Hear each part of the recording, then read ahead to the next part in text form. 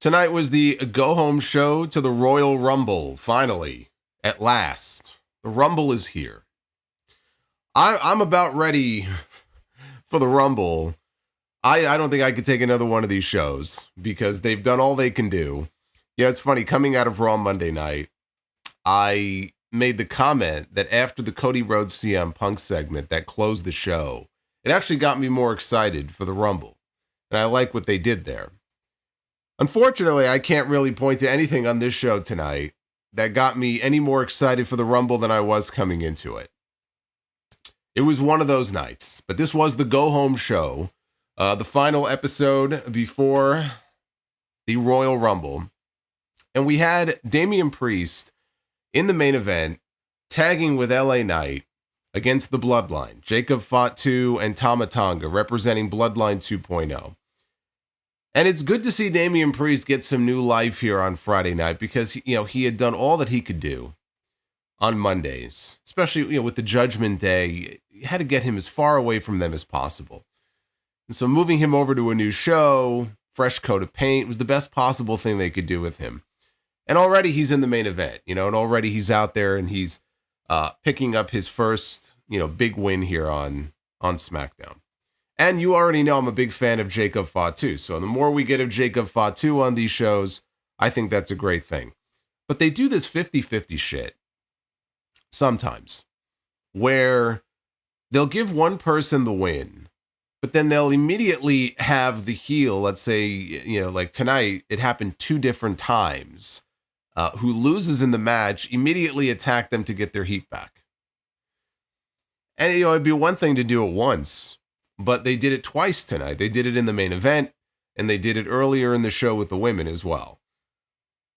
So that was kind of annoying. And the match itself I thought was okay, but as the closing segment on this, your final episode of TV before your second biggest show of the year, because we've had some TV shows, Raw and SmackDown, in past years, and I'm not even saying it has to be, the giant brawl where all 30 men are beating the hell out of each other and it's a melee. But we've had some pretty, exciting closing segments to kind of like the closing argument before the Rumble. And for this to be their closing argument before one of the more star-studded Royal Rumble matches that they have had in years, that you basically put just a regular old tag team match out there and none of the names in the match. I'm not saying Damian Priest is not a star in this company or LA Knight is not a star. Damian Priest and LA Knight and even Jacob Fatu and these guys, they are not in the conversation as far as people who are going to walk out with a W in that men's Royal Rumble match tomorrow night. It's not going to happen. And so they decided to close the show with this instead of having a segment that really tapped into that star power and tapped into the most interesting part of the show tomorrow, which is who is going to win the men's Royal Rumble match. So the fact that they, chose to go off the air with this, I was just left like sitting here going, this is it? Like, this is what you give us? The final shot, the final parting shot before this big Royal Rumble event, 65,000 people they're going to have in Lucas Oil Stadium tomorrow. A lot of big names in that Rumble match, and didn't see any of them here. There were a couple things I liked on the show, mainly the interaction that came at the very beginning with CM Punk and with Kevin Owens. That was right at the top of the show. It was a long show, too, because they're all 3 hours now. And so we had an interaction between Punk and Owens for the first time out in the ring since Punk came back to the company. Because I think before this, there had been a very brief backstage interaction between the two of them. So this is something that perked me up, and I said, oh, okay, this is interesting now. Because this was an interaction I was not expecting on the show tonight. That was my favorite part of the show. At least they gave us Punk in the opening segment. Right? He was the biggest name. And they kind of blew it off in the opening segment. And after that, it was all downhill from there. Right? I mean, there's no we haven't seen John Cena since that first Raw on Netflix. This whole big story about him chasing after number 17. I have to win the Rumble. It's my last Rumble. At least they aired a video package for him later in the show. It's like they remembered, oh yeah, John Cena's in the Rumble. But No John Cena, no Roman Reigns, another one we haven't seen since the Raw debut on Netflix. Again, no Cody on the show tonight. So virtually none of the major names that are in that Rumble that you would have expected. Outside of that opening segment, this was a pretty boring show.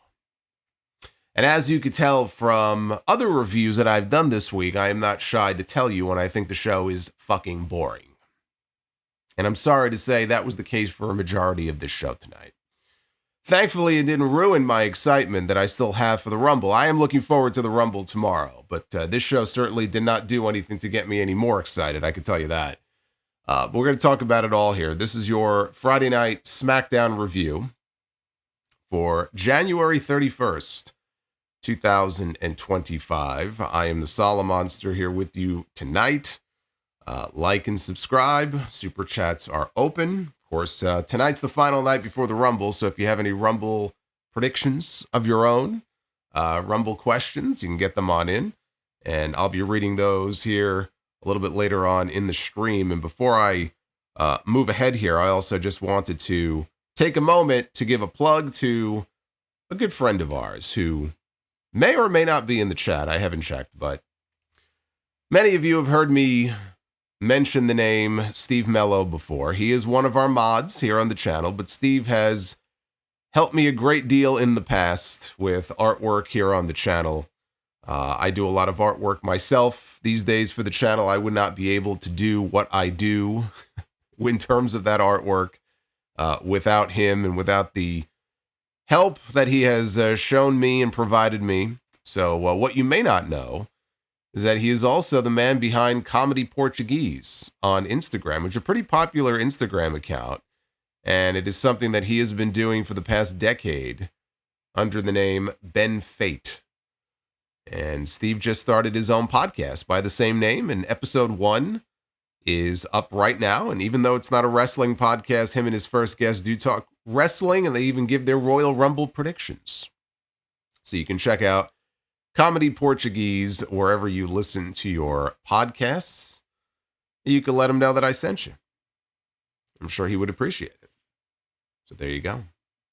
Shout out to Steve. Steve's a good dude. Let's get into this show, shall we? Let's get into this show. I've had better weeks. We're gonna try to soldier through this show here. This is not me in my best form, but I told you I'd be here tonight, and I will hopefully be feeling even better and looking better and sounding better for the Rumble to my better fucking look and sound better. One of the biggest streams of the year. One of my favorite, my favorite event of the year. So hopefully we'll be in better shape tomorrow. But the first hour of SmackDown tonight was commercial free. Michael Cole, who normally does not do commentary on SmackDown, not anymore, but he was the one who opened the show tonight. He was at a small podium that was positioned kind of in the crowd, similar to the Okerland, not to be confused with Okerland position that they use on Saturday night's main event. Cole introduced Pat McAfee. They were in Indianapolis. That's where the Rumble is tomorrow. That's where they were tonight. So, of course, Pat's a huge hero, and everybody loves Pat in Indianapolis, right? Well, maybe not everybody, but he's got a lot of fans in Indianapolis. So he introduced Pat McAfee, and he came out. And Cole said that Pat was the reason why the Royal Rumble is even in Indianapolis this weekend, which I think is true because he was really pushing hard for Indy to get I don't know if it was specifically the Rumble, but I know when they made that deal, announcing that they were bringing the Rumble and WrestleMania and a bunch of other events to Indianapolis, he was, I guess, instrumental in that happening. So anyway, he talked about that. McAfee called Indianapolis the greatest host city on earth, said the city hosts Final Fours and national championships, and the people are the best in the world. I don't know. People in New York might have something to say about that, but I don't know. Anyway, they threw it to Joe Tessitore, who was in the ring, and they had the hook with both championships on. If you saw Saturday night's main event, during the contract signing with Shawn Michaels and Cody Rhodes and Kevin Owens. They hung the WWE title and the Winged Eagle belt on that giant hook. So the hook was hanging in the ring with the belts. And Tessitore, he played up the idea that, he plays a big role in covering the superstars, so he wanted to give Kevin Owens fair time, and so he introduced Kevin Owens in the most anticlimactic way possible, by the way. He's like, ladies and gentlemen, Kevin Owens. So Kevin Owens makes his way out to the ring, and Tessitore asks him, what is everybody missing about how you feel about Cody and how wronged you feel? Like, what is it that fans don't understand? And Owens called Tessitore a Cody Rhodes fanboy, and he lamented that everybody was talking about how they would face Cody at WrestleMania. Even CM Punk, right? Talked about that on Monday, and he mentioned CM Punk. But Owens said that he will win the championship at the Royal Rumble, and he will be the one going on to WrestleMania. So Tessitore said that, because Owens wanted him to apologize, and Tessitore said he's not going to apologize for interviewing Cody Rhodes on the show last week, which is what necessitated this whole thing, because he felt like, oh, you can get in the ring and interview Cody. Where's my interview? That's why he was interviewing him this week. So he wasn't going to apologize for interviewing Cody, but he said he would apologize if Owens felt that their coverage had fallen short of giving Owens a fair shake. Owens called Tessitore, or asked him if he thinks that he's a tough guy. Tessitore says, no, I'm a 53-year-old broadcaster. Owens said that he doesn't accept his apology, and he told him that you can kiss my ass. So he said, I don't have anything to say. I'm here to take back the Winged Eagle, which he removed from the hook and put over his shoulder. Owens said that he would take the other belt on Saturday night. And he started to leave the ring, but he was stopped by the entrance music of one CM Punk. So this right here, I didn't know it at the time, but this turned out, for me anyway, to be the peak of the show. They peaked in the opening quarter hour of the show tonight. CM Punk joined Owens in the ring. Tessitore had disappeared. He was already back sitting at ringside. So the fans love Punk, and they treated this, just the two of them standing in the ring staring at each other. They treated this as a big deal. We even got a censored holy shit chant. Owens asked Punk, can I help you? And Punk said no. Instead, he said he was there to offer two apologies. One, for interrupting him. He goes, I know how that feels. Seth does it to me all the time, and it's really annoying. But he said the other one was for Owens thinking that Punk was looking past him for WrestleMania. He said when he wins the Royal Rumble, and if Owens, like when I win the Royal Rumble, and if you win your match tomorrow night, then the main event of WrestleMania could very well end up being Kevin Owens defending the WWE Championship against CM Punk. And people cheered, because that's a match that a lot of people would like to see. I don't think anybody in the world expects it to actually happen at WrestleMania, but people cheered. So Punk said that if Owens wins at the Rumble, then Owens' title reign isn't going to last very long. Owens said he felt conflicted because on the one hand, there are 29 other men in the Royal Rumble match that he likes more than Punk. And mind you, he doesn't even know who most of those 29 people are, because most of them haven't even been announced. But he can safely say he likes them more than he likes CM Punk. But at the same time, the thought of Punk against Owens in the main event of WrestleMania, or he corrected himself, the thought of him beating Punk's ass in the main event of WrestleMania, it appeals to him. So Owens played up the fact that all Punk wants to do is main event WrestleMania, and it's right at Punk's fingertips. It's right there. It's his for the taking. Owens pointed out that he himself has main evented multiple WrestleManias and said the idea of Punk never getting to main event one sounds so good to him. Spoken like the true best friend of the Young Bucks. So Owens said that he loves the thought of Punk never completing that dream. He stepped in a little bit closer to Punk and said that Punk will go to his grave as a miserable failure. And he ended by saying that he hopes Punk doesn't win the Royal Rumble and then he dropped the mic and he went to go leave. But Punk wasn't done. Even as Owens left the ring, he was still standing on the apron. Punk had more to say. And so Punk said, speaking of things that I've never done before, said, I've never lost 5 title matches at the Royal Rumble, which is something that Kevin Owens has done. He said, I've never lost to Logan Paul, which is something that Kevin Owens has done. He said he never tried to manipulate his best friend to help him win a championship, but Owens has, because that's what he does. He takes shortcuts. Punk invited Owens back into the ring. He said that he would kick his ass. Owens teased getting back in the ring. Instead, though, he dropped down from the apron and walked off with the Winged Eagle belt, and everybody booed. Not as strong as the Punk and Cody segment that closed Raw on Monday night, but I love that we finally got these two face-to-face for a promo segment in the ring. When Punk first came back, and there were a lot of questions I would get, emails and super chats and stuff, and we talked about all the different potential opponents for Punk and who would I like to see him work with. Kevin Owens was one of those people.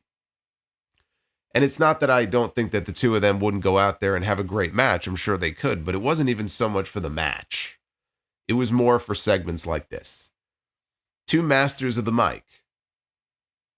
There are a lot of people who would get in the ring and, against CM Punk or against the John Cena, right? There are just some people where when they're on their game, right, they will just turn you into mincemeat if you can't match them, right, line for line. And a lot of people can't. A lot of people, they don't have the promo ability or the ability to connect with an audience on the mic in the way that a CM Punk has. Kevin Owens doesn't have that issue, though, because Kevin Owens, he absolutely can hold his own.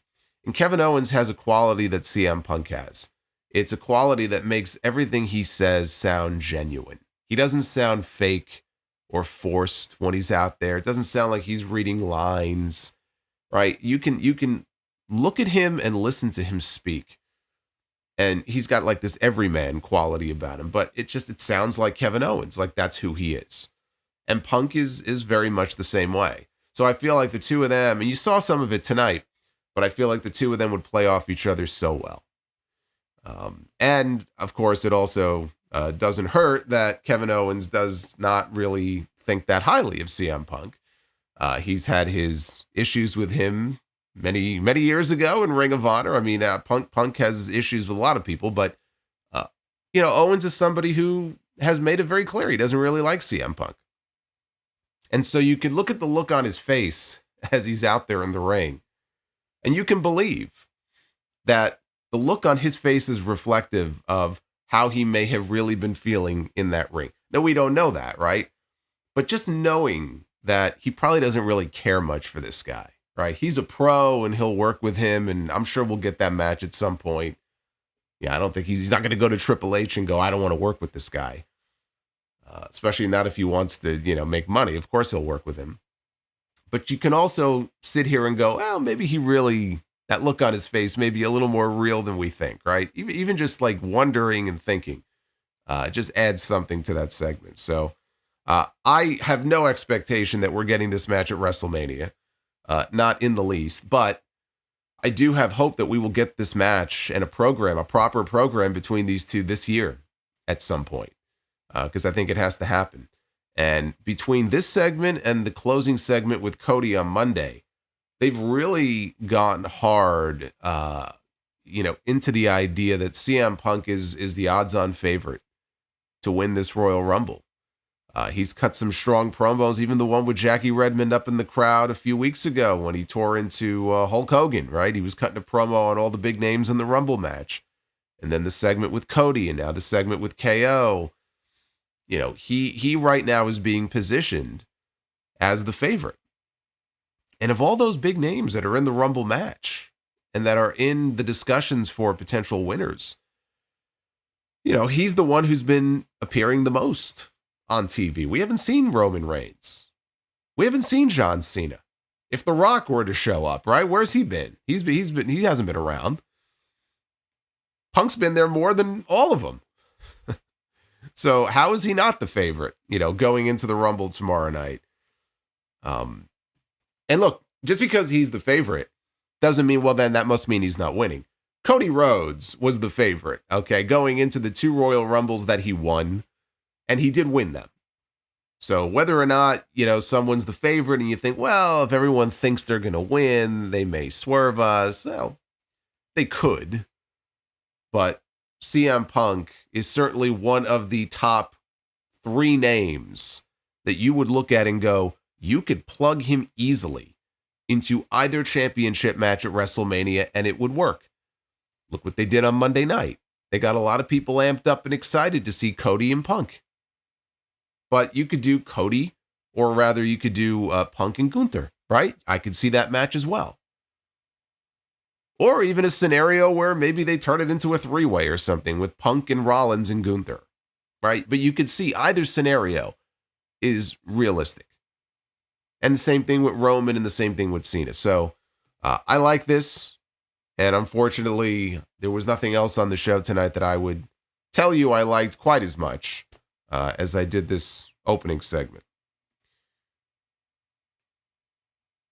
They showed The Miz in the back. And he was venting to Nick Aldis about Andrade, who disrespected him in the back. It was either last week or 2 weeks ago. Miz said that he would punch him in the face if he was standing here right now. Not realizing that, of course, he was standing right behind. And then he did realize, he goes, he's right behind me, isn't he? And sure enough, he turned around and there was Andrade. So Andrade challenged Miz to a match. Miz told him anytime, anywhere. Aldis liked that idea, and he booked the match for later in the show. So we had Andrade and The Miz to look forward to in the 3rd hour of this television program. Very good. They showed Jimmy Uso in the back. He was walking and cutting a promo as he was making his way through the backstage area. Shinsuke Nakamura was in the background, lurking like a stalker, watching as Jimmy was walking along. And he made his way out to the ring for his match against Carmelo Hayes. Hayes then made his way out with a mic in his hand. Punk hater. Why does he hate Punk so much? What did he ever do to him? Was that Fire Panda? I believe it was. Thank you, Fire Panda. I appreciate that. Shout out to my friend John, too, in the chat. We love John. John's awesome. I do feel bad for John, though. I think part of it is just the fact that I don't think he's been able to see his dick in about 12 years. So here's hoping that this is the year that he does DDPY. Or maybe he just wants to go on Wegovy. I don't know. But hopefully this year he'll finally be able to find his little tiny dick. So, John, I'm pulling for you. Anyway, Carmelo Hayes comes out. And he's on the microphone. And he said that he wouldn't miss. Because, of course, he says Melo don't miss. Melo misses every fucking week. Every week this guy's on TV, he misses. But he goes, all right, you know what?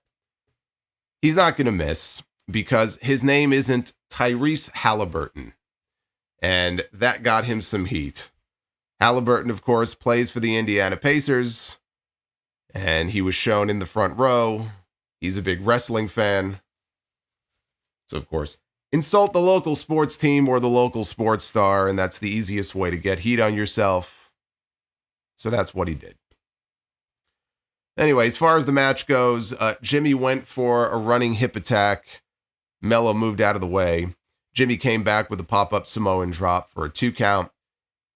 Jimmy got caught by Melo's first 48, but he kicked out at 2.5. And Melo went for a springboard move. Jimmy moved, though. Super kicked Melo for a good near fall of his own. Jimmy went to the top. He went for a splash. Melo got the knees up.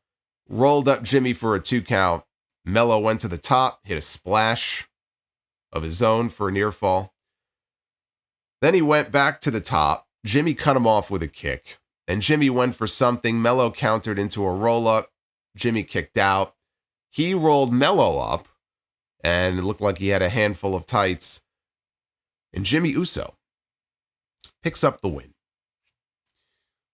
After the shot that, he took at Halliburton before the match, I thought it was setting up for a spot.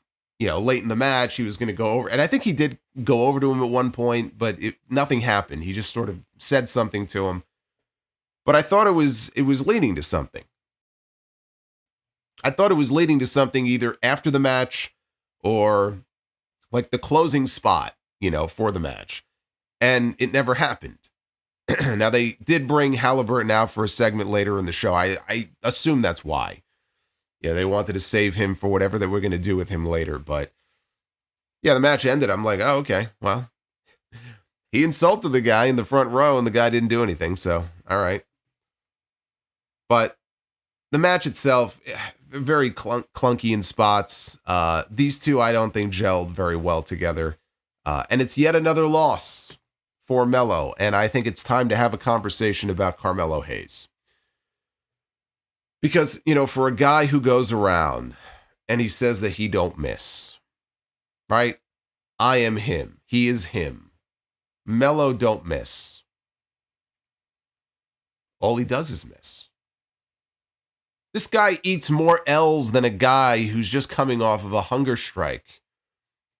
This is what has happened ever since that best of 7 series with Andrade. He loses far more often than he wins. And at some point, very soon, that has to change, because ultimately what will happen if this continues, you are going to be looked at, especially by people who may not have been familiar with him in NXT. You get a reputation, and people start to look at you a certain way as, all right, he's that guy who goes out there and he eats L's. He's that guy, he's that mid-card guy who goes out there, talks a big talk, and never really wins any big matches. The guy was the number 1 draft pick for SmackDown almost a year ago. So it's not even a case where it's like, well, he just got called up and it's been a few months and this is how they're building him up. Dude, it's been almost a fucking year. And this is still going on. So yes, it's time that we have a conversation. It probably was time many weeks ago, but it's time we have a conversation about the state of this man and what needs to be done to get him back to his winning ways and put him in a position to succeed and hopefully be looked at as somebody who can be a top star on this brand. Because the way things are going for him right now, I don't see how anybody who watches this show is going to look at Carmelo Hayes and think, hey, this guy's a star, man. This guy's a world champion in the waiting. It's just waiting to bust out. Something has to change very soon with this man. Maybe in the Royal Rumble tomorrow, he could be the Iron Man. Right? There's always that one person. There's always that one guy who lasts the longest. They go 40 minutes, 50 minutes, right? 38 minutes, whatever it is. That could be Carmelo Hayes. I think it should be him. At least it would be something. We had Chelsea Green out there with Piper Niven in her corner against Michin, with B-Fab in her corner for the Women's United States Championship. Michin hit a series of German suplexes. Chelsea went out to the floor where Michin hit a dive through the ropes. Back inside, Michin went for Eat Defeat. Green got away, though. Later on, Michin set up the long back attack and hit a cannonball for a 2 count. The two of them traded pin attempts until Michin landed Eat Defeat. Green rolled out to the floor. B-Fab rolled Chelsea back inside, but Chelsea escaped again. And Michin chased after her. Green found Michin's kendo stick and hit her with it, causing the disqualification. And after the match, Michin got a hold of the stick and then worked over Chelsea with it. Crowd was quiet for most of this, and that finish means that they're dragging this feud out just a little bit longer. I am ready for Chelsea Green to move on from this. She won the United States Championship the middle of December. So that was the very first Saturday night's main event that they did. So now here we are. We're heading into the month of February. Okay. Before long, it's going to be 2 months. And she beat Michin to win the title in the finals of that tournament. Since then, they have had 2 matches. So, and I think they've traded wins. So, I don't think they're exactly even. I think Chelsea has 2 wins and maybe Michin has 1 with the DQ tonight. I think that's where they're at. But whatever they're going to do next, I hope that they do the stipulation, because I'm sure it'll be a stipulation match of some kind, maybe a kendo stick match. I don't know. It'll be a Russo special. It'll be kendo stick on a pole. First person to pull the stick down gets to use it. Whatever they do, I'm ready to move beyond this. You know, they moved Zelina Vega from Raw to SmackDown. She hasn't even wrestled on SmackDown yet, so I'm not saying put her in a championship match, but she's somebody who I could see them, okay, feed her some wins, start to build her up a little bit, and she's the kind of person that this championship was designed for. You know, the Women's Intercontinental and the Women's U.S. title, you know, it was designed to help people like this and help elevate them and give them something to do when it's clear as day they're not going to be wrestling for the World Championship. So, like for Chelsea Green, you know, whether or not you like her character or you know, think she's more of a comedy character, you can't take her seriously, yeah, it's giving her something to do. And by virtue of this program, it's given Michin more TV time than she otherwise might get. But you got somebody like Zelina who just got called over there, and maybe, you know, or pick anybody else you want to. But we gotta get ready to move on from this. Byron Saxton, backstage, interviewed Bianca Belair and Naomi. And Saxton tried to stir up some shit between these two and asked what would happen if Naomi and Bianca end up as the final 2 in the Rumble match. So they both said that they would support each other no matter what. And either way, at the end of the Rumble match, they would point at the WrestleMania sign. And they all had a good laugh and a good giggle about this. So Saxton noted how Liv Morgan and Raquel Rodriguez have their eyes on the women's tag team titles. Look, everyone, it's Samoa Bro. Hey, Joseph, thank you, man. We got another vignette for Charlotte Flair. And she narrated over it and talked about how great she is. Not all that different from the promo that aired on the show last week, but she's coming. She's coming. She's coming back. Less than 24 hours from now, in fact. Charlotte Flair returns. Get ready. It won't be long before we get our next Charlotte in the Bank cash in. According to WrestleVotes, it's coming sooner rather than later. Oh, joy. They showed Stephanie McMahon sitting in the crowd with a small child that definitely did not belong to her. Apparently, it was Nick Khan's son. And they plugged her new ESPN series that debuts in March, where she travels the country and she hangs out with various WWE stars, Steve Austin, Roman Reigns and the Bloodline, Charlotte Flair. She goes to where they are and goes on various adventures with them, I guess that's the basic premise of the show. It's called Stephanie's Places. Stephanie is back in WWE. She was on Pat McAfee's show and she said that she had to take some time away. Yeah, gee, I wonder why. We all know why she took some time away. To get away from that decrepit old fool she calls a father. But now she's back. She's back in the family. So that'll be her new show debuting in March. We have the newest addition to the SmackDown roster, Damian Priest. Out to the ring for a promo. He said he started on Raw 4 years ago. Wanted his name to live forever. Talked about going from being a betrayer to being betrayed. And from being a follower to being a leader. And ultimately becoming a world heavyweight champion. Priest said that he's a SmackDown star now and the goal is gold. Said that he would have to throw asses over the top rope during the Royal Rumble match to become world champion again at WrestleMania. He was interrupted by Jacob Fatu and Tama Tonga, who got into the ring to join him. Fatu said that he sees Priest and he knows who he is and what he's done. He said Priest has accomplished so much more than the others in the back. He said they're a lot alike because they're both Two men who got out of the gutter and came from the streets. The difference is that Fatu spent time in jail. I think he said in the box. We know what he meant. He said he's all gas and no brakes now. And if Priest thinks he's going to make a name for himself on SmackDown, that's not going to happen. Fatu said that Priest can lay down or they could beat his beat his ass down. And Fatu said that he and Tama Tonga are running SmackDown now. So Priest responded and said, that's it?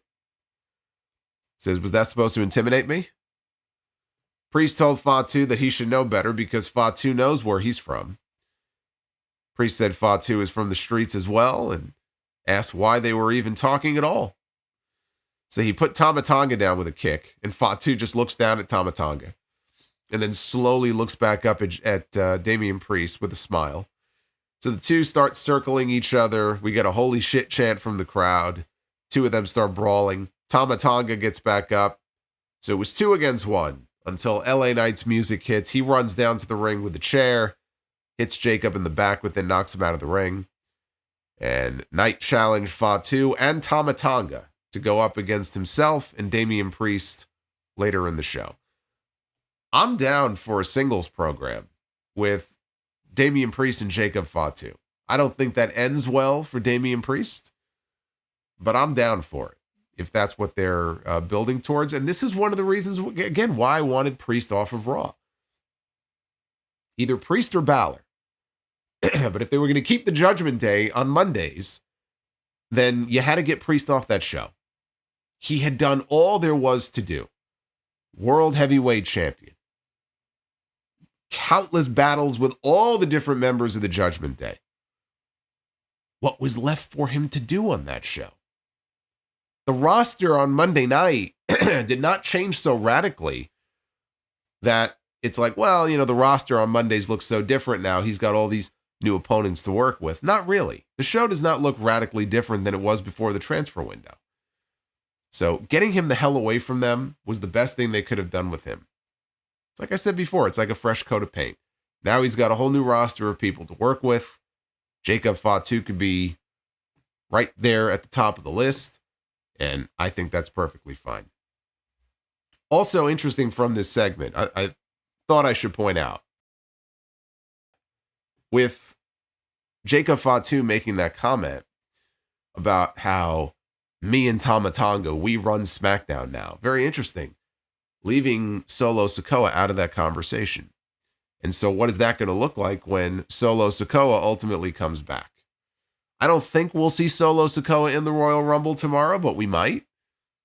Do they want to work a spot in there where, Solo and Jacob are both in there and Solo wants Jacob to eliminate himself just as a show of loyalty? I mean, I don't know why he would. You would think he'd want Jacob in there to help him dump other people out. But I was thinking about whether or not they work some sort of loyalty spot like that into the Rumble. I'm not sure Solo's even going to be in the Rumble tomorrow.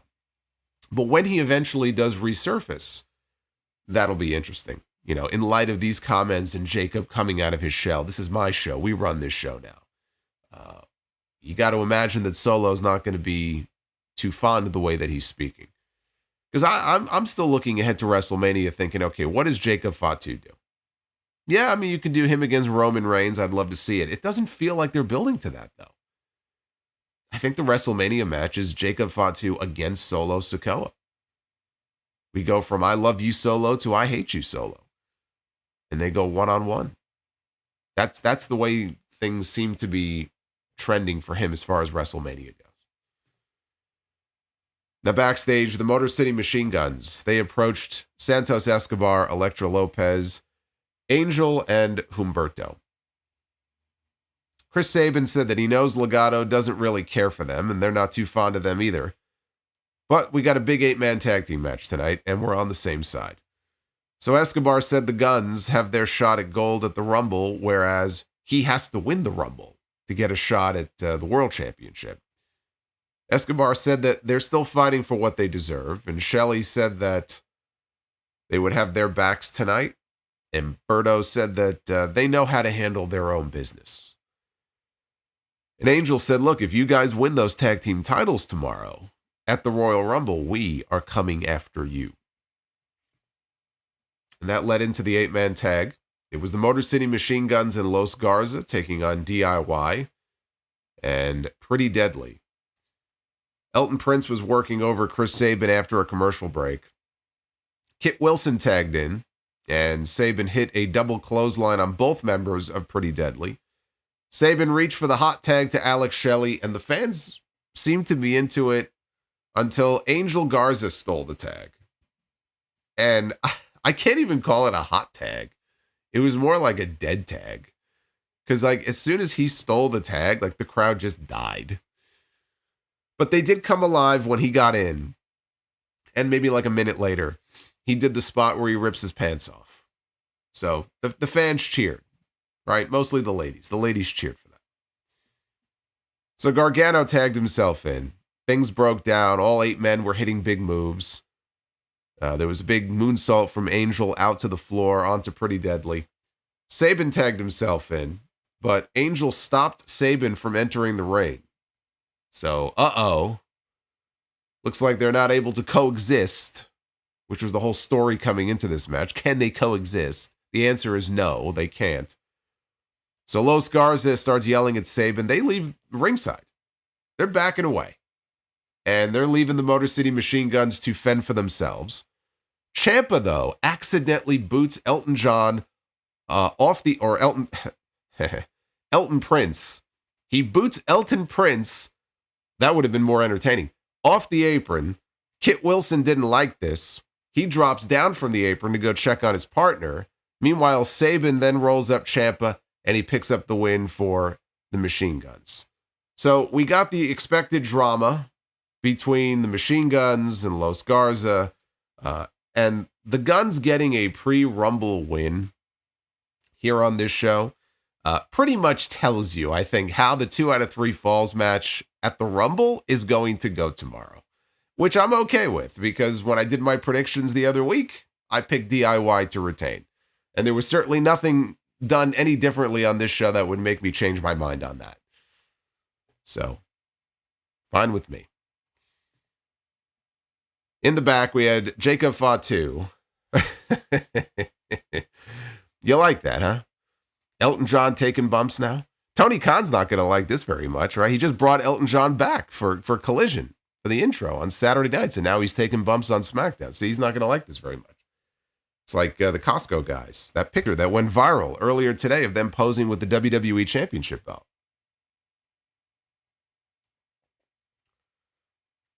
Tony's not going to be happy.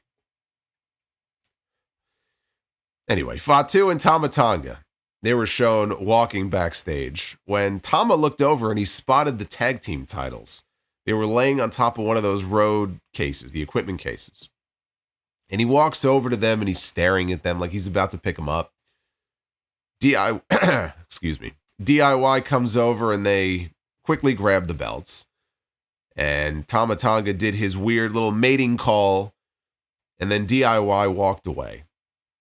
So before I go on here, they have established that the Bloodline, or at least Tama Tonga, want the tag team titles back.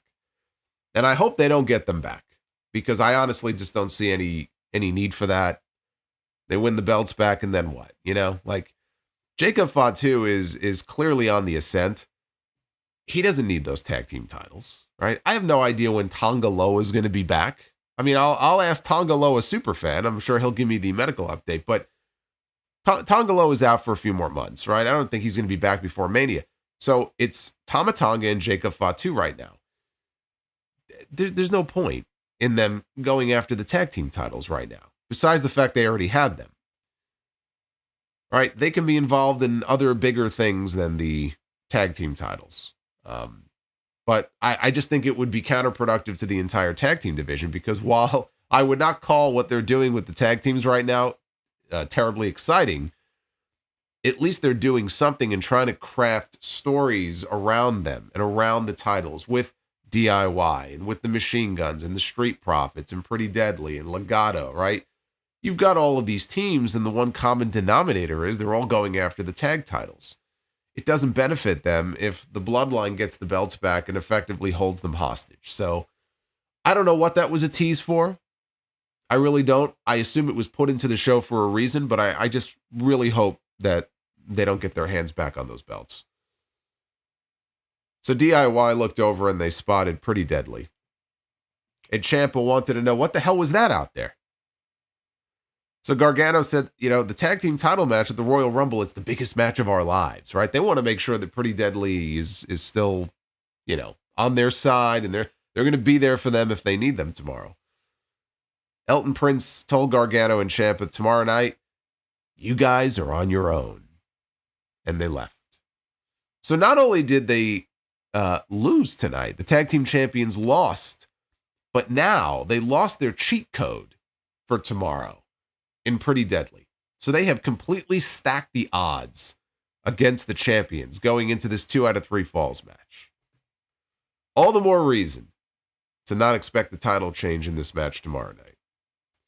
Honestly, though, if you think about it, it probably would be the biggest match in the history of their careers for Ciampa and Gargano. When have they ever performed in front of a crowd as big as the one that they are going to be performing in front of tomorrow? Right? I can't... They were in that ladder match at WrestleMania last year, weren't they? And I still don't think they had as many people each night of WrestleMania last year as they are going to have for the Rumble this year. I mean, they're already over 65,000 at Lucas Oil for the Royal Rumble. This is going to be the biggest, easily, the biggest Royal Rumble crowd that they've ever had.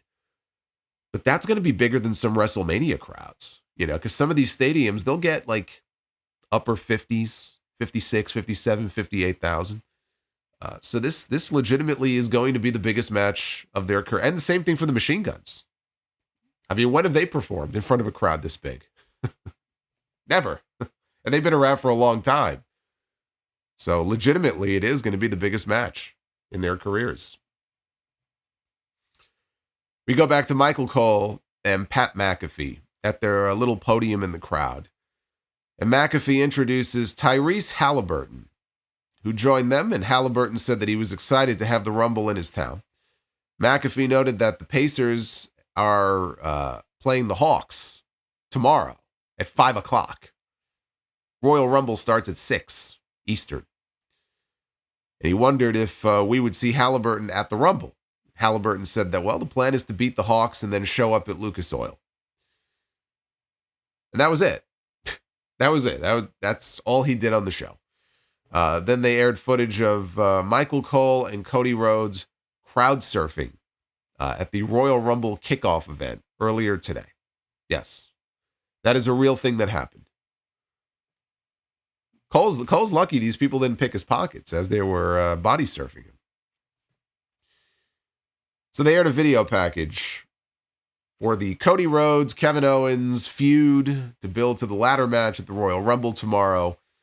This was set to Even If It Kills Me by Papa Roach.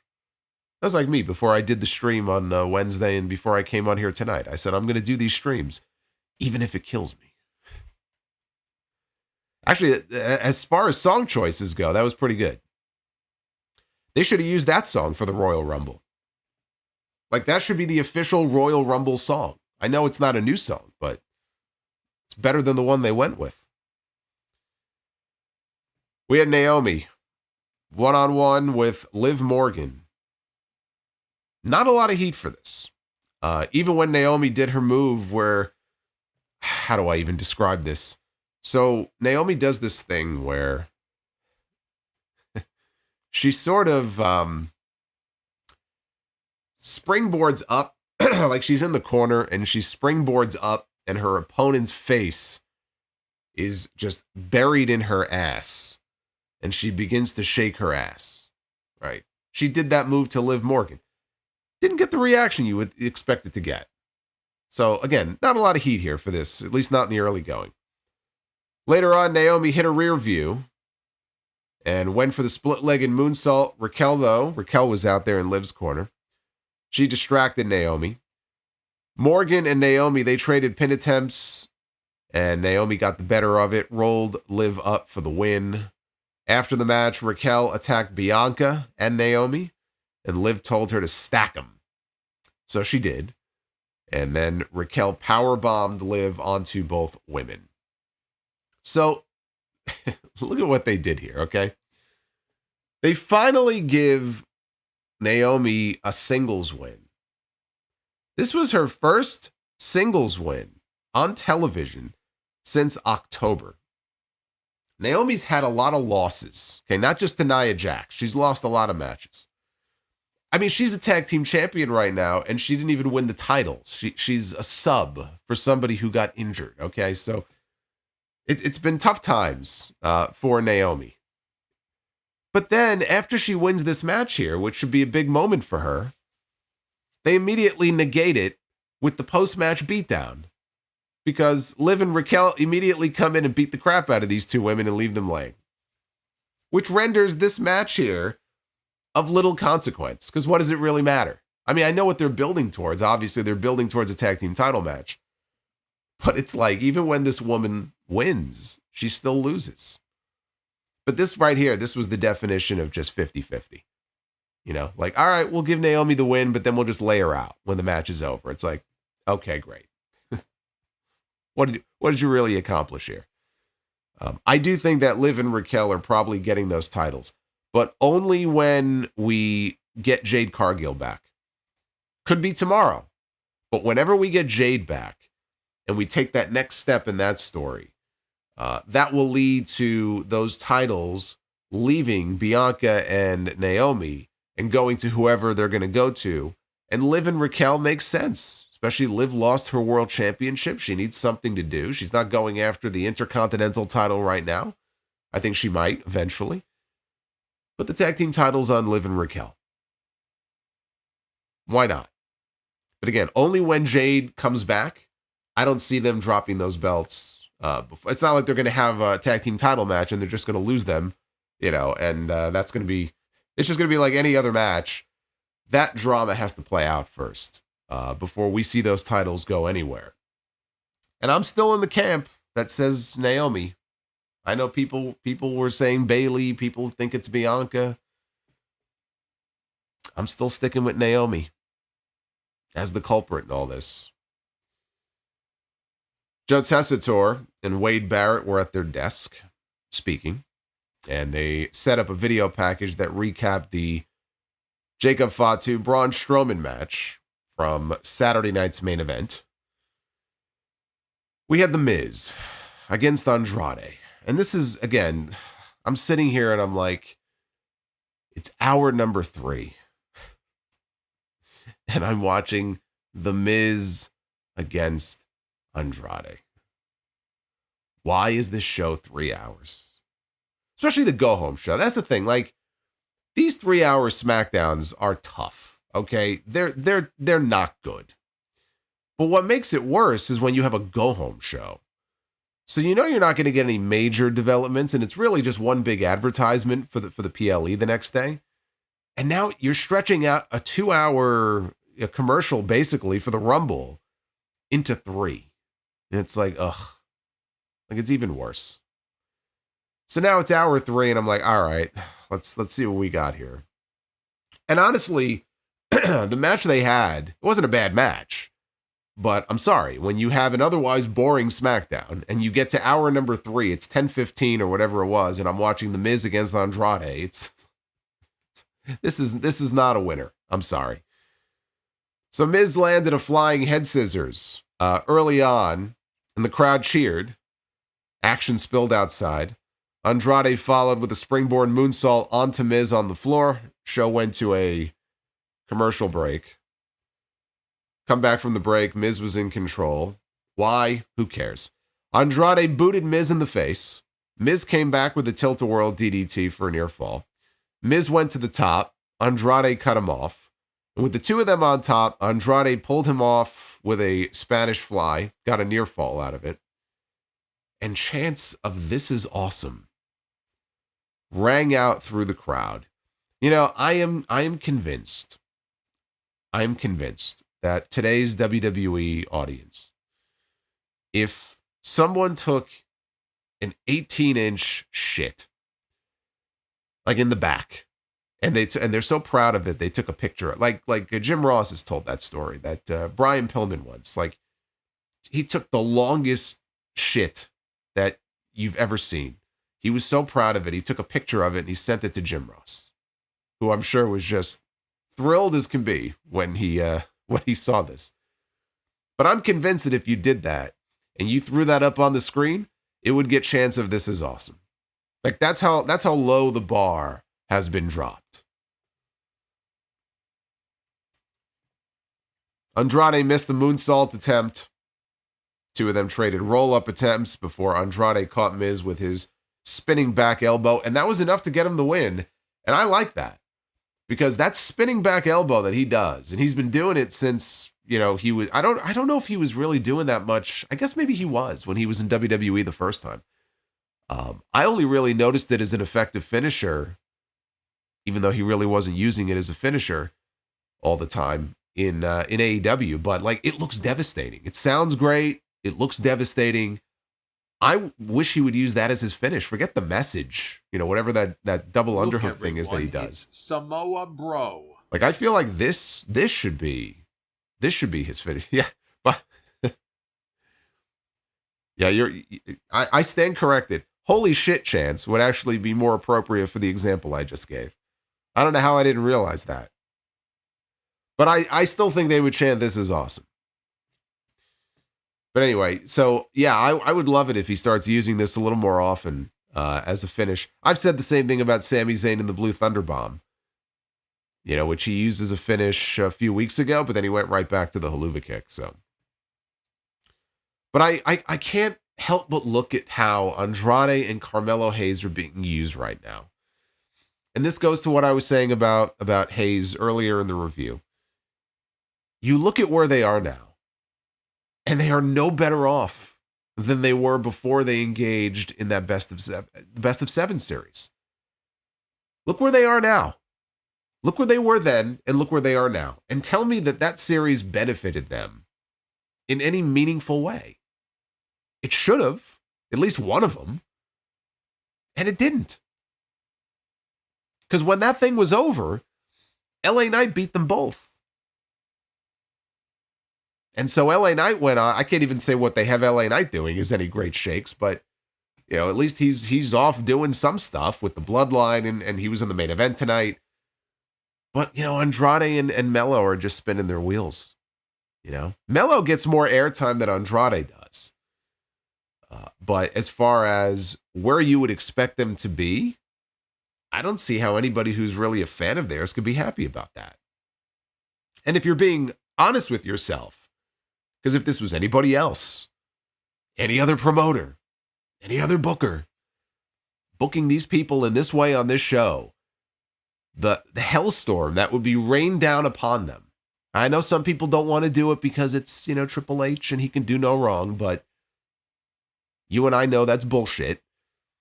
I called out the Vinci stuff last week because nobody's thinking about that poor guy these days. I had to bring him up. I had so many people like, dude, I even forgot he was still employed. Like, there are a lot of flaws that you could point to in the booking of various people on this show. Carmelo and Andrade should be at least in a better position now than they were 5 months ago. And they're not. And that's just an indictment on the booking. It's as simple as that. Now, I don't know. Charlotte is coming back tomorrow. I don't know if they would want to pair Charlotte with Andrade because she is so much of a bigger star than he is. She just is. That I don't see how it would benefit her. It legitimately, the only person it would really benefit is him. It doesn't really do anything to help her. So I don't really think that's something that they would want to do unless she wanted to work with him. But let's assume that's not going to happen. Zelina Vega just got moved back to SmackDown. I would love to see Zelina and Andrade put back together. I just thought they made for such a great combo in NXT. And I think they were still together when they initially got called up during those pandemic shows. I don't even remember at this point. But they were just such a good combo, and they played off each other so well in NXT. I would love to see a reunion here on this show. In the back, Santos Escobar finds Damian Priest. And he says that he should give Legado a call. And Priest says that we're not friends. And Escobar says that they'll be seeing each other very soon. So this felt like a video game cutscene. So he walks off. And then Priest looks over and says, "Oh, not you." And the camera pans over and it's R-Truth. I don't even know what brand he's on anymore. I don't even know. Is he on SmackDown? Maybe he floats. He's the elder statesman. He can go where he wants. I don't know. So I don't even know if Truth is officially on SmackDown or not. They made it seem like he is. Maybe he is. But there he was. And he thought that it was Raw. He was convinced that this is Raw. He said he just talked with a British Adam Pearce who has hair. So LA Knight shows up, and he just wants to know that Priest is ready for their main event tonight. Tomorrow, though, it's going to be another story. And Priest told him, "Look, I'm going to throw your ass out of the Royal Rumble if it comes down to you and me." So tonight, though, they're going to handle Fatu and Tama Tonga. Now, in the background, you can see Shinsuke Nakamura off in the distance stalking. This is his new gimmick now. Remember Barry Windham back in 96? He was the stalker. Shinsuke Nakamura now is the stalker. He doesn't wrestle as much. He just goes around stalking people. Elsewhere in the back, Tiffany Stratton walks, and as she's walking, she bumps into Zelina Vega. Vega, of course, is brand new to SmackDown. She just got moved over from Raw. Says that she's going to be aiming for Tiffany's title, and Tiffany wishes her good luck with that, very sarcastically. And that took us into a commercial break. So when we come back, Pat McAfee and Michael Cole are in the ring, and Cole introduces Tiffany Stratton, and out comes the women's champion. And Cole wants to know how her life has changed since she became the women's champion. Tiffany said that now everybody knows that she is championship material. McAfee said that everybody wants what she has, and he listed off various wrestlers who might win the Royal Rumble, including Nia Jax. And Tiffany said it doesn't matter who wins because it will always be Tiffy time. As she's speaking, Candice LeRae's music plays, and she walks out. And Candice says that Tiffany betrayed Nia, and she betrayed her as well. The crowd started the what treatment as she stepped into the ring to continue her promo. She called Tiffany jealous, and Candice told Tiffany to enjoy what little bit of Tiffy time you have left because she has officially entered the Royal Rumble. Less than whatever is less than no reaction, that's what she got when she announced that she was in the Rumble. So Tiffany backed her into a corner. Nia tried to attack from behind. You could see Candice say to her, "Move." So she moved. Nia squashed Candice by accident in the corner, but she made a comeback and hit a leg drop and then the Annihilator on Tiffany to stand tall. Boy, Nia's getting a lot of FaceTime on these shows. Nia is popping up on basically every single show these days. And she'll be at the Rumble tomorrow as well. So this segment, it just kept the issue alive between Stratton and Nia Jax. Again, nobody in their right mind thinks that Candice LeRae has a shot at anything. But the whole segment was designed to get Nia in there, and she ends up standing tall.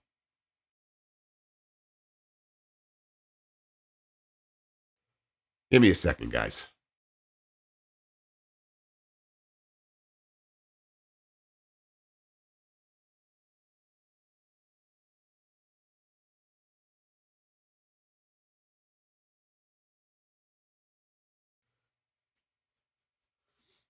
Coughing up. I'm coughing up a lung here. I'm sneezing. I'm coughing. I don't want to cough into the microphone. This is awful. Anyway, we have gotten to the main event. They closed the show with Damian Priest and LA Knight taking on Jacob Fatu and Tama Tonga. Knight and Priest, they jump-started the match. They took control. Priest tagged in a little bit later on. He was working over Fatu until Tama Tonga distracted Damien, and Fatu capitalized with a hip attack. Knight tagged in, went after Fatu, including a top rope elbow. But then Fatu took over, which took us into the final commercial break. Fatu went for a hip attack on Knight. Knight moved, and Knight back suplexed Fatu. He got the hot tag to Damian Priest, who came in and cleaned house. Priest sent Tonga flying over the announce desk and then planted Fatu on top of the desk. Back inside, Priest walked the top rope, Undertaker style, and came off with a crossbody for a near fall. So Priest sets up for a razor's edge, and Tama Tonga counters out of it into a sleeper hold. Priest got out of that. Meanwhile, on the outside, LA Knight, he charges and he tackles Jacob Fatu, not through the barricade, but over the barricade, and they both tumble over into the timekeeper's area. And Knight actually stumbled at first. He kind of tripped a little bit when he initially started to charge, which only made him go faster. So, thankfully he didn't kill himself. But I did kind of get a chuckle at that. In the ring, a clothesline from Damian Priest turned Tama Tonga inside out, and Priest then hit South of Heaven for the win. His first big win on SmackDown in the main event here for Damian Priest. But after the match was over, Jacob Fatu immediately hits the ring, wipes him out with a kick, and then he gives him the pop-up Samoan drop, quickly hits the moonsault because the credits had already began rolling. And it wasn't even just the the executive producer credits. They had, what was the brand they had?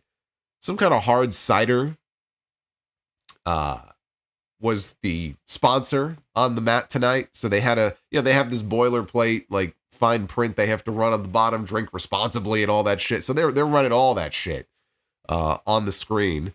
I am the learning tree. Speaking of shit. Thanks, guys. Not you, Michael. I love Michael Darcy. You know what I was referring to. Thank you, Michael.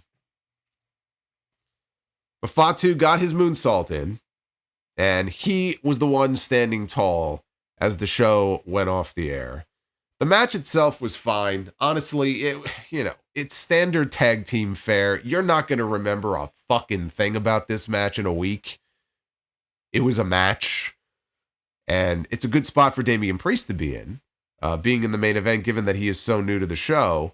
They're going to have to rely on him as one of the anchors, really, of this show going forward. But again, given the star power that we have in this Rumble match tomorrow, I think it was a mistake not going with some kind of a segment, like an in-ring promo segment. We had an in-ring promo segment on Monday, and it was great, right? If you have an in-ring promo segment that's strong, I got no issue with it.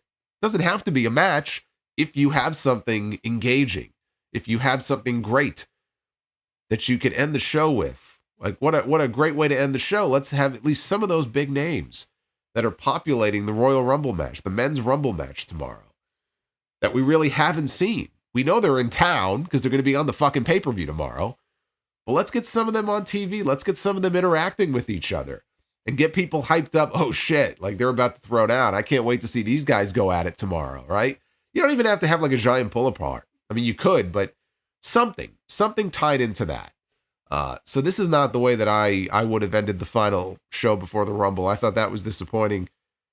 And the show on the whole, it was what it was. It was mostly boring. The opening segment was the best part of the entire show. I am all for a CM Punk Kevin Owens match. I hope we get it at some point.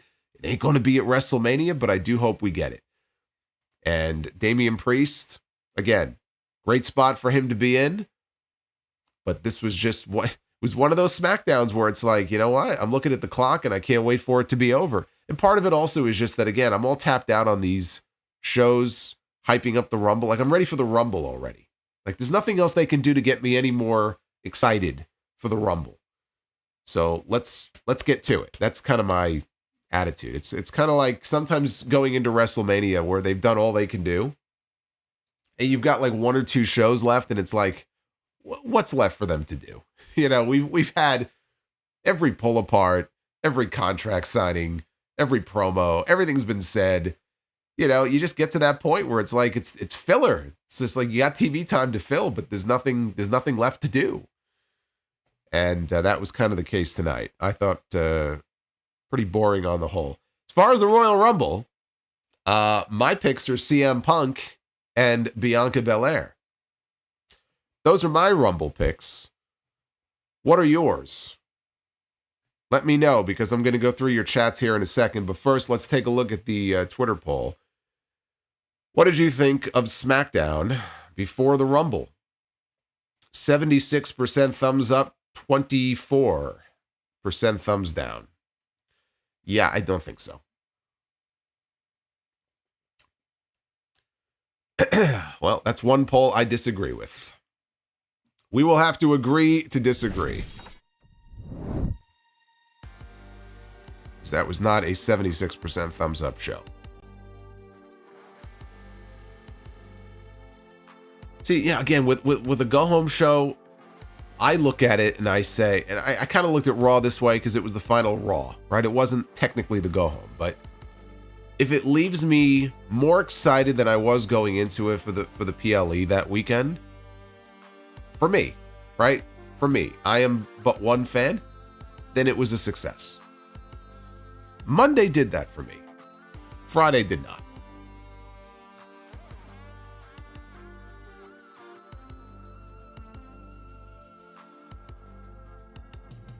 Let's take a look at your super chats. Hey, Super Pony wants to know, Punk and Kevin Owens at SummerSlam. I'm down for it. Although, if they're not doing Punk and Roman at WrestleMania, Punk and Roman is the much bigger match for SummerSlam. So if you have a choice between the two, you got to do Punk and Roman. But again, they may do Punk and Roman before then. They may do Punk and Roman at Mania. I don't know. But Punk and Kevin Owens is not a bigger match than Punk and Roman Reigns. So Chris AXC had some super chats he sent in earlier. Predictions for Jacob Fatu tomorrow and for Mania. Oh, I think Fatu, is going to go on an elimination spree. I think. And I think for WrestleMania, like I said, I'm leaning Jacob Fatu against Solo Sikoa. That's what I'm thinking. How much longer do you think Bret Hart would have stuck around had it not been for the injury, and what do those final years look like? He would have stuck around for a while. He would have ended up back in WWE. I think we would have gotten another WrestleMania match with him and Shawn Michaels. I think that could have been the 2006 WrestleMania match if he was healthy. Instead of Shawn and Vince, we get Shawn and Bret.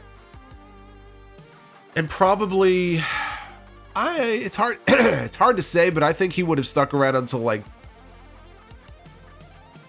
I could see Bret hanging it up shortly before Shawn did. So Shawn went until 2010. I could see Bret like around that time period, like 2008, 2009, something like that, maybe having a retirement match. I can see that. Nick, what are we doing with Melo? Like, it feels like I'm seeing a self-fulfilling prophecy play out. They'll job him out week after week, then blame him when he gets no reaction.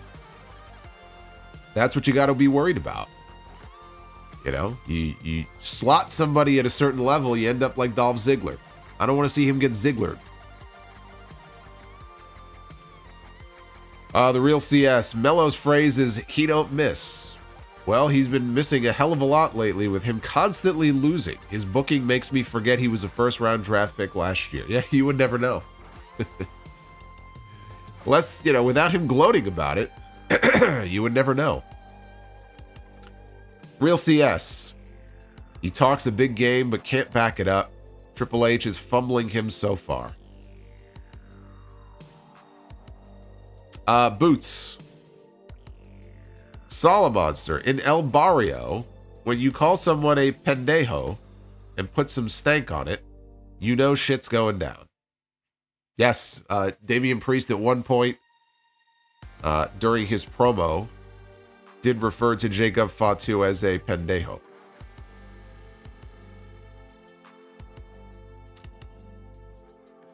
Holiday 197. If Cena wins his 17th world title at WrestleMania, he's not going to. But if he does, what are your thoughts on Jacob Fatu squashing Cena for the belt at SummerSlam in domineering fashion? This would elevate Jacob as a monster and a main eventer. I don't want to see it because it's just, now you're just copying off what they did at SummerSlam with Brock Lesnar. That's literally what you'd be doing. Like, right down to Cena being the guy getting squashed. And I think in his retirement year, nobody's going to want to see that. I don't think that's the way they want his story, his championship story to end. So, while it would be great for Fatu, there are other ways that you could elevate Jacob Fatu without doing a rehash of what you already did once before. Jerome Eugenio, who are your favorite 1 and 2 entrants to start the Royal Rumble? Shawn Michaels and The Undertaker in Madison Square Garden, 2008. They ended the Rumble the previous year, and they opened the Rumble the following year. The Irate Observer. Now it's Faisal. Faisal here. Based on the promos tonight, and with Nakamura lurking in the background, looks like the men's chamber may be for the U.S. title. Nakamura, Priest, Jimmy, LA Knight, Mello, and Jacob Fatu. I could see that. I could see that. Shin super kick Akuma. Well, I haven't heard from Shin in a while. He goes, "What's up, Solo? I'm still here, still around every stream, every show. You guys kill it in the chat every stream, every week." That Goulberg super chat is hilarious stuff. Well, it definitely gets a laugh out of me, so. All right, now we're caught up to the current ones. There's Super Pony. Thank you, brother. Rarely even. I'm awkward and hopeless and desperate for love. Ladies, he's a keeper. Barry MK. The new Legacy Inc. Royal Rumble sim stream has shown us Cody will win the Rumble after having a war with a bald abyss. A bald abyss? Interesting.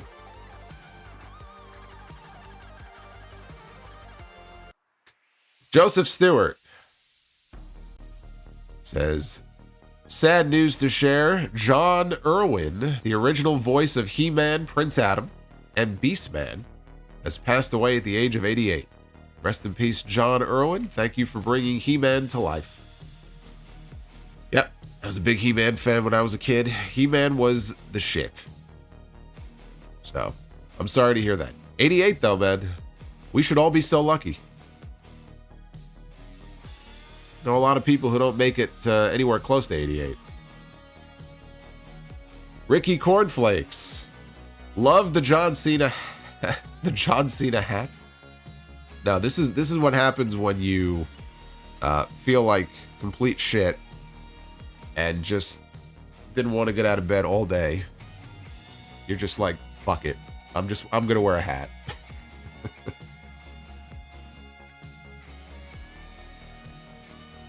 I'm just throwing the hat on. I look like Peacekeeper? Who the hell's that? Who's Peacekeeper? You mean Peacemaker? Who's Peacekeeper? Project Libertad. Did you see Cody read that sign saying Christine Chandler loves Bard? Cody is now part of the CWC verse, and I am so happy about it.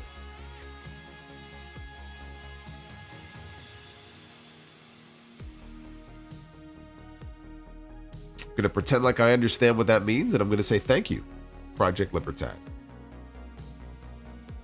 Fire Panda. Fire Panda says, word life. This is basic solonomics. Now, see, the only thing I'm missing is the chain with the master lock around my neck. I didn't want to wear it, though, because it would weigh me down. But Fire Panda, thank you for the $48 super chat. It's very kind of you. Thank you, Fire Panda. Base Beerus says, word life. Chain gang. Maybe he'll get thugonomic Cena tomorrow. And he says, I am also congested and nasally. Well, I'm congested, but it's more my throat. My throat is killing me right now. My throat is absolutely on fire. Holiday 197. Thoughts on John Cena facing a debuting rookie for his last match? It would be a nice full circle moment and would pay homage to Cena's own debut against Kurt Angle. It would also help elevate the rookie. It really depends who it is. I mean, it would have to be somebody that they view as like the future of the company. And I don't know who that person would be if they haven't already debuted. I mean, I guess it could be somebody from NXT, but, you know, Oba Femi or someone like that. But I don't know. I mean, I'd rather, I don't know. Me personally, I'd rather see him matched up with somebody else. But if they went that route, you don't want to waste that spot on just anybody. So it would have to be somebody special. That's why I said Oba. Oba may be on the main roster, you know, long before then.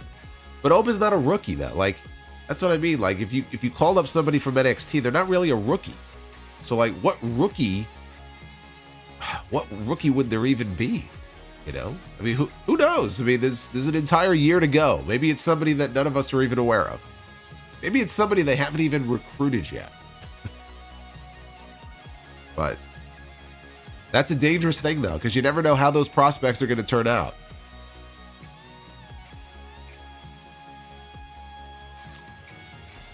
Joseph Stewart.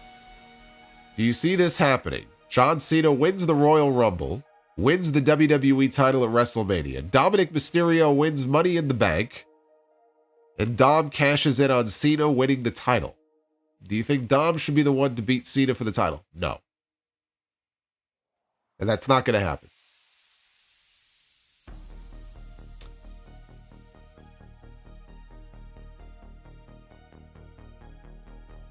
George.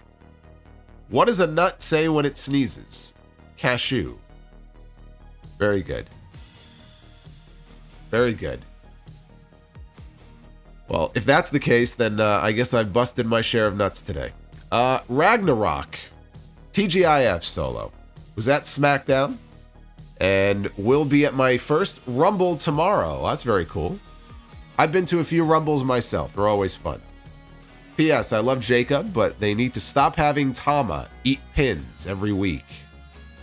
Give him some shine.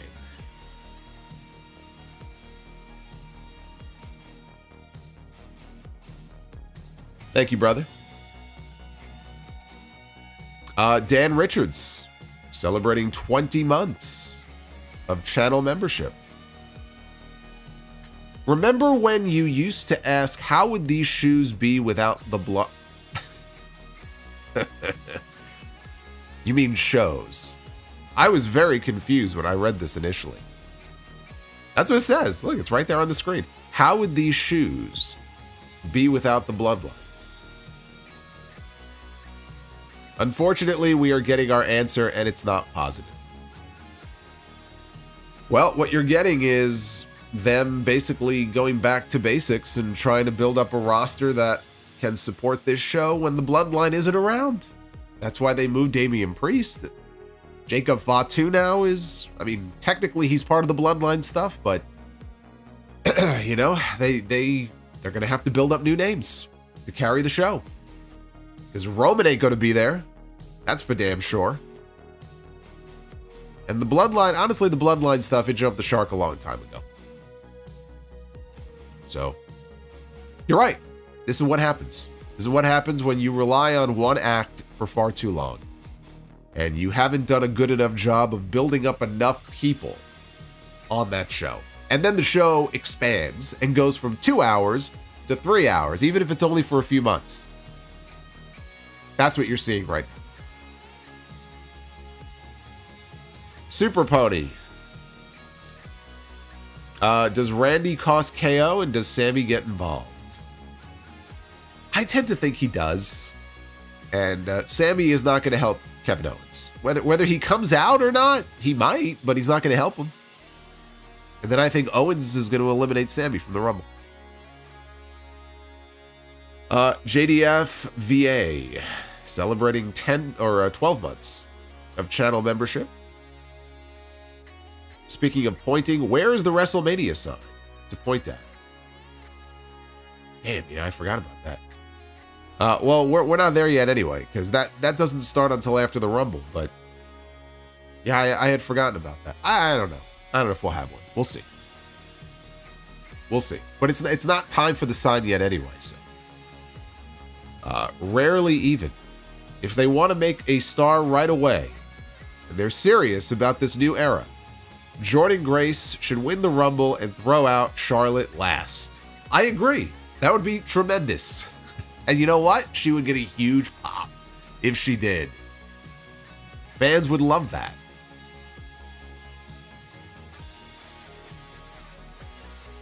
The Juliet. Thoughts on Brock Lesnar being officially named in the Janelle Grant lawsuit? Yeah, I mean, we knew he was named without being named a year ago, and now the amended lawsuit has been filed. This is why I laugh. People like, is Brock going to be in the Rumble? Or is Brock going to be back for Mania? Like, dude. No. Until any of this stuff is resolved, the answer is no. Now you can forget about it. Not that there was any chance of it before, but now you can kiss that goodbye. Now he has been formally named. Slim Yoshi. What do you consider the top 5 Rumble matches in WWE? I'm going to answer your question. Hang tight, guys.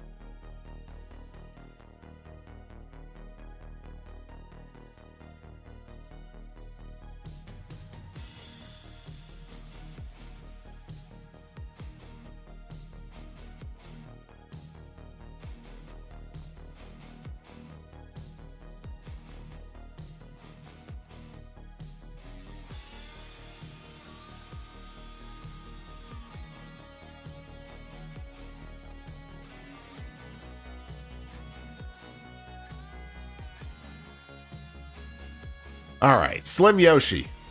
What do you consider the top 5 Rumble matches in WWE? I feel like the men's 2025 match could be top 5 potential. Also, don't count out Orton winning. Yeah, I mean, I guess you can't totally count it out, but yeah, I'm not expecting that. And again, I don't like doing these top 5s, top 10s, like on the spot. I've talked about what I think of the best Rumble matches already. I mean, I've talked about it a lot this week. You want to see a great Rumble? Go watch 1990. I was laying in bed dying last night. And what time is it? It was 4:05. It was 4 o'clock in the morning. And I woke up and I felt like total shit and I couldn't go back to bed.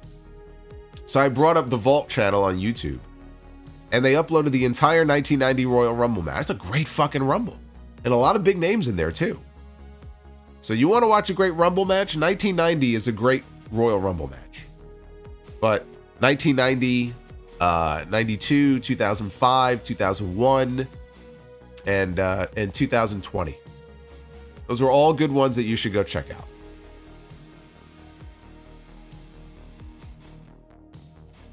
Nick Rosso, what are your thoughts on the episode list for Dark Side of the Ring Season 6? I'm going to talk about that on the podcast on Sunday.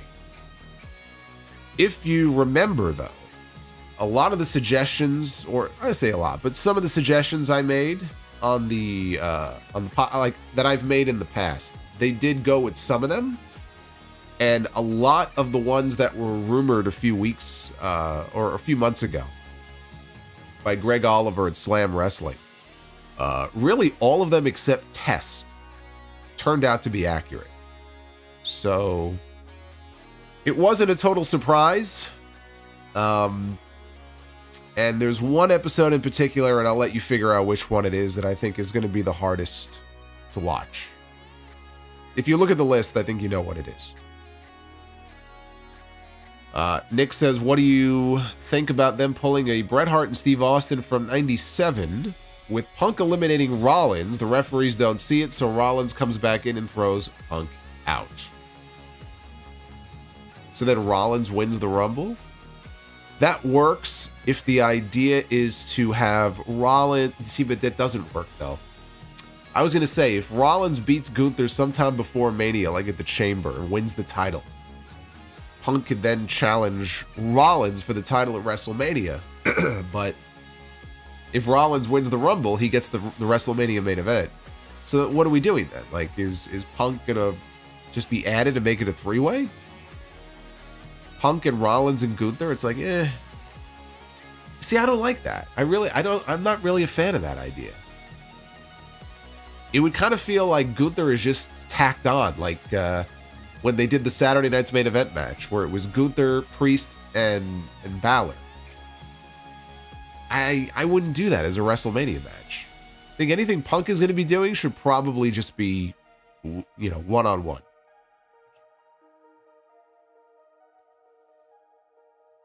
Michael, thank you, Michael. Who do you think will be in the final four in the men's Rumble tomorrow? Probably Punk, Roman.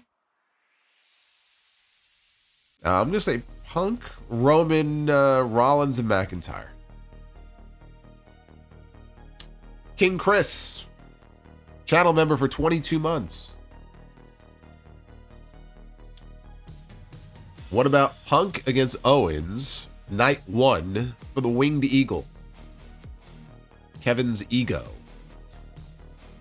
Now, I'm sorry to say the Winged Eagle is going away after this weekend, so enjoy it for the next 24 hours, because that's the last we're probably going to be seeing of it.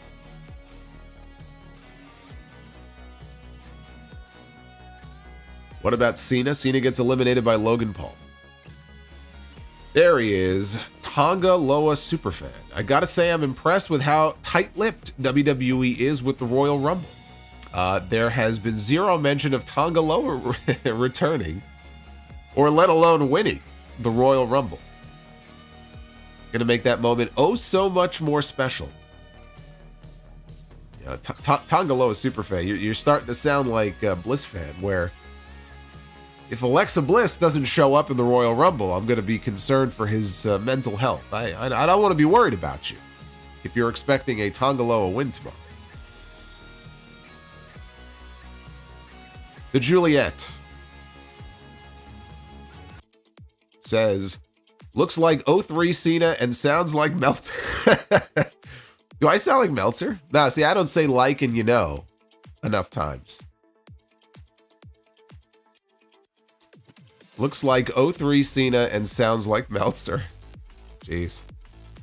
Gee, thanks. Appreciate it.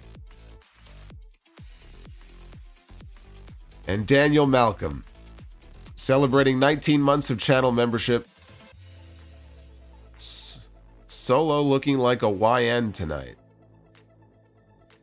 Okay. Thank you, Daniel. Rarely even. Coming in with a 5. If they're serious about this new era, you have Jordynne Grace win the Rumble and throw out Charlotte last. You make a superstar right away. Yeah, well, yeah, we talked about that. I'd love that idea. Like I said, I am predicting a Bianca win. I can't sit here and tell you I feel 100% great about that. But if Jordynne Grace were to be in the Rumble and win, like, shit, strap the rocket to her, and you want to make a star on night number 1 officially in the company. But the thing is, like, the match to do at Mania is Rhea and Jordynne Grace. So I don't have any interest in Jordynne Grace and Tiffany Stratton. It's got to be Rhea and Jordynne Grace. Or just don't do it at all. That's got to be the match. Did we just hit 400? I think we did. We just hit 400. For Be the Booker. That's awesome.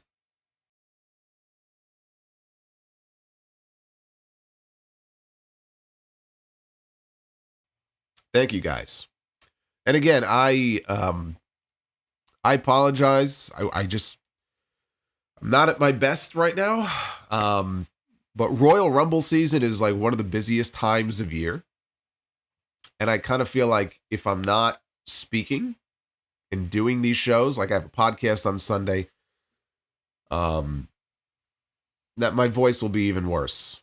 Although I don't think I'm making it any better, honestly, by doing all this talking, but I'm doing my best here. I want to hopefully be my best for tomorrow. But yeah, usually I sound very different. So thank you for bearing with me tonight. I appreciate it. Rarely Even says, what if Penta is the Rumble's Iron Man? I don't think he will be, but I think that would be great.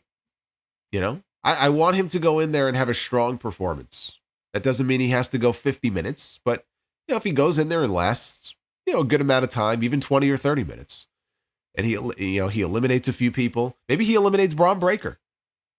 They were teasing something between them on Raw Monday night. That could be a WrestleMania match. As long as they keep him looking strong. They believe me. One thing I'm not worried about right now is whether or not they see him as a star to put their machine behind. Because when they had their town hall the other day at their headquarters, 2 people that Nick Khan in particular singled out and talked about at this big staff meeting were Penta and Jordynne Grace. He actually announced that Jordynne Grace had signed with them. So, you know, spoiler, she signed with them. But when he mentioned Penta, they even showed what's called a sizzle reel of highlights of his matches so far. He hasn't had that many, but they even showed like a highlight reel for him.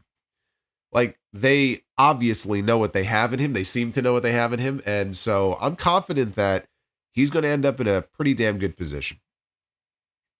And I could not be happier for him. So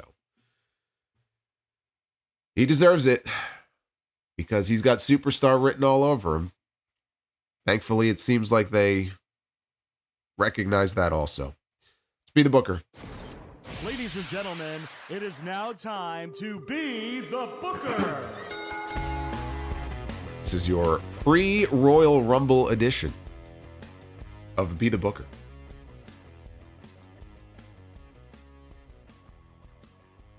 That's right, Fire Panda. Nick Khan is a mark for Penta. He's a Penta mark. All right, here we go. We begin Tag Team Be the Booker. We have Randy Orton and Edge. Rated RKO. Former Raw Tag Team Champions.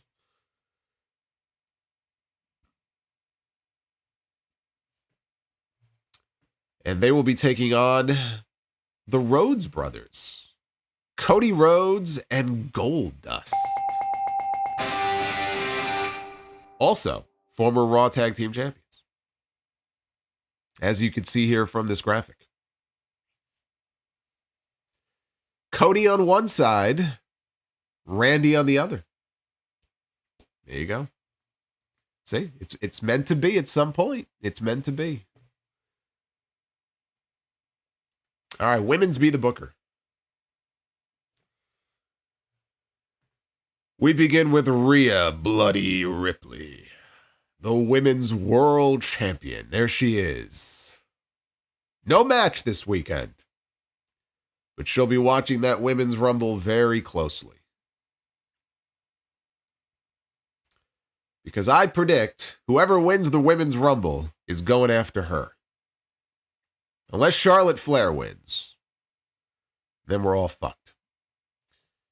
Rhea Ripley again. Oh my God. Yes. Now we're talking. Now we're cooking with oil. Yes, we are.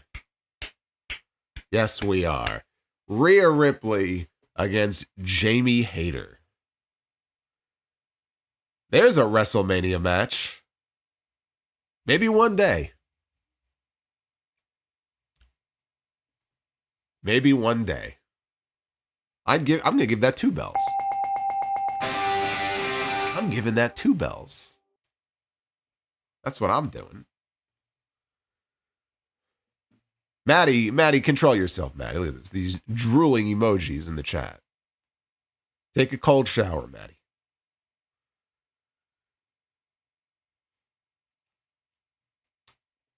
Yes, pre-injury, Jamie Hayter. All right, main event time. In the main event, we have main event Jey Uso, who just lost again to Gunther for the World Heavyweight Championship. Also a possibility in the Men's Rumble. Don't count him out. I'm just saying. Main event Jey Uso, which means get ready for the 12-minute entrance. The entrance may be longer than this match, depending on who he's in the ring with.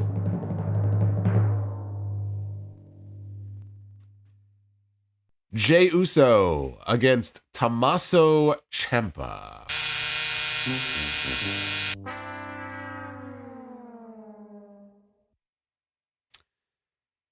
It was going to take a major name for me to bell that. It's not even so much a knock on Ciampa. Although, again, I'm trying to book a main event here. And, I mean, Ciampa's not booked as a main eventer right now. It's hard to... You can't honestly sit there. You cannot honestly sit there and tell me that you look at this as the main event. You can't. You can't. Be a good match. I'm looking for something a little bit bigger. That's what I'm looking for. Now, maybe we'll do this. Maybe we'll do this. Why don't we turn it... I'm making an executive decision here, okay? And we're going to turn this into a triple threat match, okay? Everybody's losing their minds here in the chat. Let's see who gets added to this, and maybe I'll have a different opinion. All right? Maybe.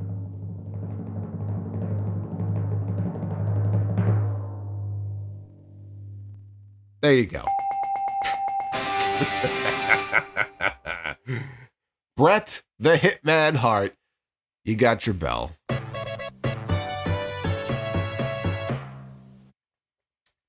And we got our clean sweep. You had to know that was coming. I mean, come on. Now it's a main event. Now it is a main event. Bret Hart, Tommaso Ciampa, and Jey Uso. There you go. Ciampa and Bret.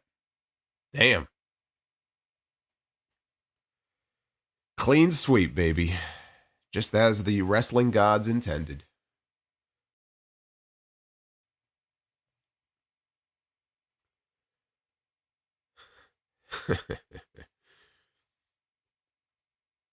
What if we get Punk and Owens at the Chamber for Punk's spot at Mania? Yeah, but why would... That doesn't even make any sense, though. Like, on what planet would we be able to make sense out of CM Punk after years and years of chasing a WrestleMania main event?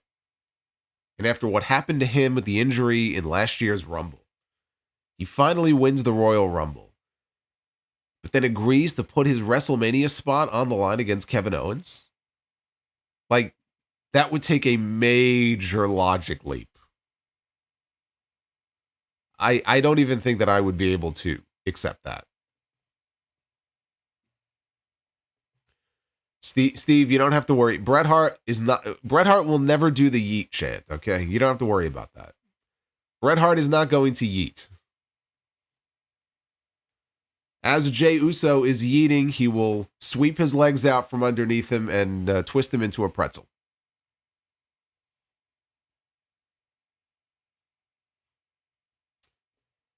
Robert, thank you.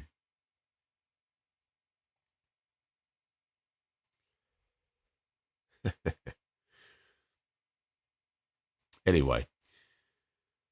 Thank you guys for hanging out with me here on a Friday. It's been a very dark and dreary few days here. I have not been well. I am still not well, as you can tell. I'm hoping I'm a little bit better tomorrow, and we'll have a great Rumble review. I'm going to go have some hot tea. But I'm basically at the phase now where I just have to rest it out. That's pretty much it. I'm taking everything you could possibly take. But it's got to work itself out. It's that time of year. What can I say? The Rumble review, just so you know, is going to be live immediately after the Royal Rumble PLE, which starts at 6. So don't forget it's an earlier start time than usual. So it could be over by 9:30ish. So figure I'll be live on YouTube probably 9:30, between 9:30 and 10, probably sometime around then. And we will talk the good, the bad, and the ugly from the 2025 Royal Rumble. I can't wait to spend my evening with all of you, and perhaps we'll get to be the booker again. I don't know. That's going to be up to you guys. Hit that like button on your way out. Be well, unlike me. Stay safe. And I'll see you in less than 24 hours for the Royal Rumble post show right here live on YouTube. Until then, take care, guys.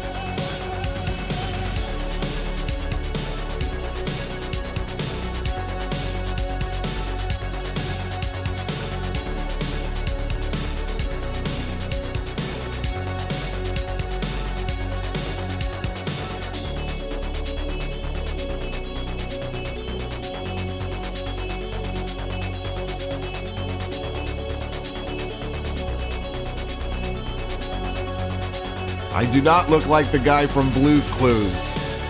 God damn it.